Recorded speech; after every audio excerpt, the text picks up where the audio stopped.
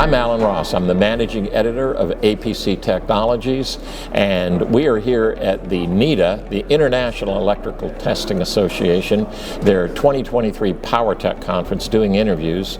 My guest with me is the Director of Communications for APC Media, Rachel Linke. Rachel, thank you so much for being here. Absolutely, Alan. Would miss it. We're just going to have an interesting time with all of these people, and tell me what you like best about these interviews.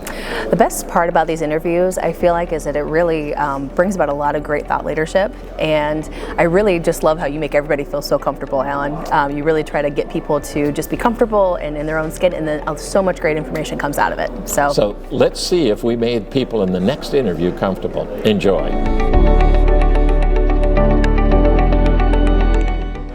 My next guest is Mose Ramich. Mose is with CBS Group. We've done a couple of CBS Group. CBS. I was going to say, closing switch, guys. Closing switch. Yeah. They're over there making a racket for us. That's exactly, but that's fine. We're at the NETA conference in 2023. Yeah, so we're here at Power Test. Tell me about your background. How did you get involved in the industry and why? It's a very long story, of course. That's but fine. I started off with the United States Navy. Okay. And in 1997, as I was getting out of the Navy, my father was also tired of working for the company he was working for in the electrical testing business. And so he said, hey, since you're getting out of the Navy, why don't you come and help me grow a business in the electrical testing field? And so as a steam plant engineer, I knew a little bit about electricity coming out of the Navy, and went to work for him in August of 1997, became an owner in the business. And of course, being the father's, the son of the father that owned the business, I didn't have it easy. I got every bad job, every night, every weekend. So I got to see a ton of different experiences, and kind of learned by doing. Definitely an on-the-job trained technician, and we ended up selling. That was Power and Generation Testing was the name of that business, and we wound up selling that business in 2015. Okay. You sold it to Group CBS? No, that one we sold to CE Power. Okay. That later on it became Qualys. Okay, all right, yeah, and then Qualys became part of Group CBS. No, and then, so if you want that part of the story. I don't understand all of that. What? So after we sold our business, my father retired, and after a period of time working for that company, I got out and spent about a year in limbo and went to Chile. And while I was working in Chile at a Google data center, I got a phone call from Finley Ledbetter with Group CBS saying, hey, do you want to buy a company in Michigan? And I'm like, well, I already traded my summer in Nashville for a winter in Chile, so why not go straight to winter in Michigan? And so I had the pleasure of buying into a company in Michigan, and that's how I became involved with Group CBS. Okay. And we then took Power Tech, was the name of that company, and we rolled that together with the Western Electrical Service divisions of the company and rebranded all of that CBS Field Services. Okay. Why did you go to Chile? So I got a great opportunity from a headhunter. I was a unicorn. I was a highly skilled, unemployed NETA Level 4 technician, and the job that this company had in Chile, they needed a NETA 4 technician to qualify. And they just don't. Most of your NETA 4s are either very well paid and employed, or they own the companies. Yeah, right. And so there I was, a unicorn as an unemployable NETA 4. So that's how I wound up going to Chile. That's fascinating. I had a great time in Chile. It was a learning experience. When you think you've been in the industry long enough to see changes, right, and challenges. The power industry was kind of flat. You know, we've got all of this old equipment, and it's been there to last forever. Never supposed to last forever, but it seems to be. But now you've got demand and power curve going up. EV charging is, Bloomberg just announced that whatever they said the rate of change and growth of EVs adoption, they were off by 2.6x. So, and that's like in 1 year. So they're saying, hey, everything's changing rapidly. For your customers, what are the biggest challenges that they're facing? I think the biggest challenge that we're all going to face is that the demand for power is going up, and that I was talking with a customer the other day, they're actually having to rethink systems in their facilities and go away from, for example, gas-fired boilers to electric boilers, and that is creating a large need for them to improve and grow their power system, their individual demand power curve system. Is changing. Right. So they're having, so they're exploring new technology like these electric boilers as opposed to gas-fired. So that's definitely one change that they're seeing. I think the other one is just the ever-increasing need for reliability and safety, and that a lot of systems have not really moved from the 60s or the 70s, 80s vintage equipment when it was first installed. Mostly safe, mostly reliable, but they're not able to take, or they're finding ways to take advantage of how can they extend that life, improve the safety, improve the reliability. And I think that we've moved into an age where getting more data from the system is really important. Yeah. It's always challenging when they call after a fault saying, hey, we don't have any data as to what happened, so can you come and help us get data? And like, it already happened. When is it going to happen again? We don't know. So let's talk about how you can have data all the time. So I think that's an area where there are some challenges that are going to be more work to be done. Yeah, that changes, because that's really a step above. That's knowledge business. That's being able to figure out how to handle all of those things. And it's also today, nobody wants to have hey, I'm going to buy a proprietary system from you. They want something that's open architecture, that is interoperability is the big word in all of that there. I grew up Amish, not digital, and that's not true. I mean, I was actually analog, but it feels like I was Amish compared to where we are today. Digitalization, decentralization, decarbonization, get rid of the gas boilers, let's put electric. They seem to be the buzzwords of the industry. Mm-hmm. What kind of pressure is that putting on your customers? And what kind of pressure does it put on you as a practitioner? Well, maybe I don't feel the pressure really. I see it as, I see plenty of opportunities. And one of the opportunities that I do see is, how can we extend the life of the equipment that we have? Right? Because if I can extend the life of the equipment we have, then I'm not having to fabricate new equipment. I'm not having to have long and extended outages, so that I can keep our, production processes running. Because, so enough supply chain issues right now while plants are running, we've got to shut them down to do, large modernization projects or switchgear upgrades. Then obviously that's going to impact that whole.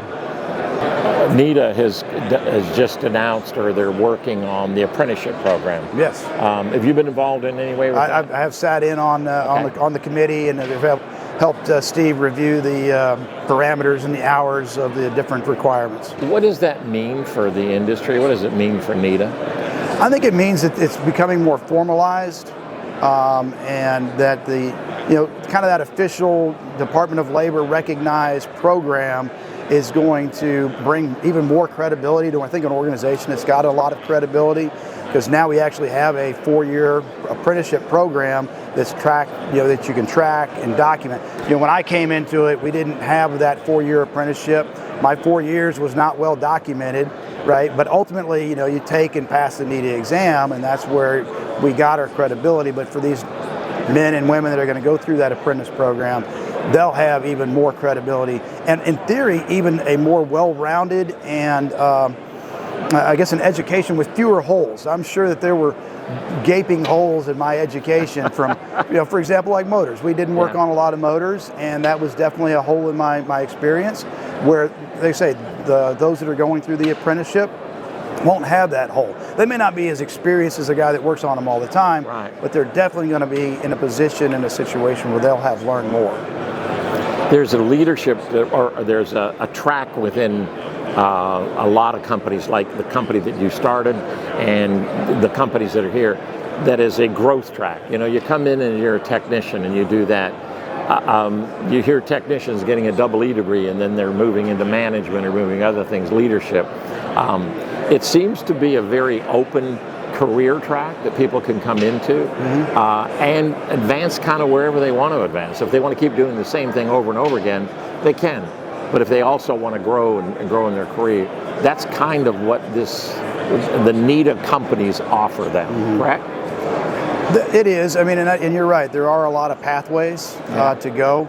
I started off as an apparatus technician primarily, then worked on protection and controls, being involved in the business ownership, sales, going out and selling the services, Obviously, project management projects are getting larger and larger, and that is one thing that I guess is a challenge. Is data center projects and even some of the automotive projects we're doing right now are becoming much larger than the projects I worked on 15 years ago. So project management is another avenue for those technicians to go down.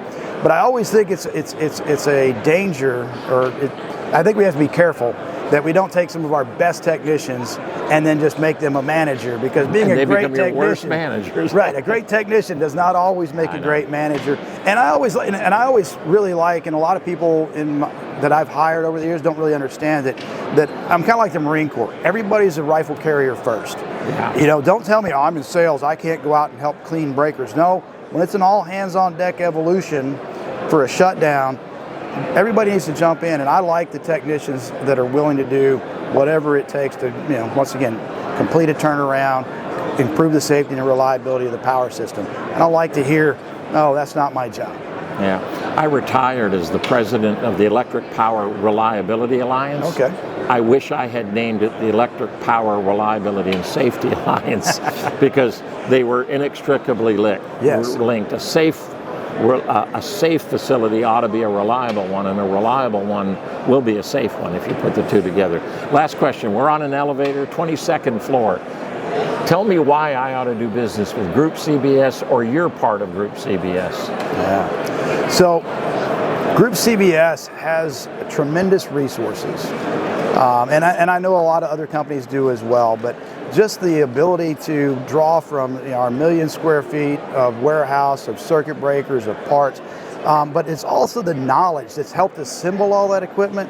So once again, from the knowledge base of our owners, our technicians, our people in the field, and then of course some of the new technology that we're working to develop, once again, whether it be how to extend the life of, or not necessarily, well, one, extend the life of vacuum circuit breakers, for example, but be able to document the life expectancy of those breakers. So we're bringing new technology to the forefront. There's a lot of experimentation, a lot of research and development that we're doing, and we get a lot of exposure to failure modes.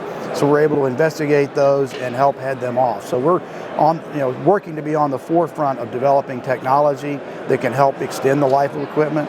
And then once again, I think I mentioned it earlier, we're also involved in extending the life of equipment that has many benefits, from lower impact on the environment, lower shutdown times, to modernize things. And I think once again, we also offer the ability to modernize that equipment. So right now you might have breakers and relays that provide you no information. Yeah. They open, they trip, you don't know why. We can help modernize that to get you the data that you need to be able to analyze this situation. And then for my personal portion of the group, field service is my bread and butter. It's my life. I love it. And we just love being there to take care of our clients. We're a relatively small organization in NEDA, but we have some tremendous resources in our people. And we have a culture that is all about what can we do for the customer? What more can we do? And we strive every day to create safety and reliability for our clients so that they can concentrate on making their products, processing our transactions in their data centers. And once again, for me, it's all about safety, reliability, and maintaining that culture, and a culture where people can, once again, learn, grow, and raise their families. Ding! We're at the bottom floor. Thank you so much. I appreciate it. Well done. Thank you very much.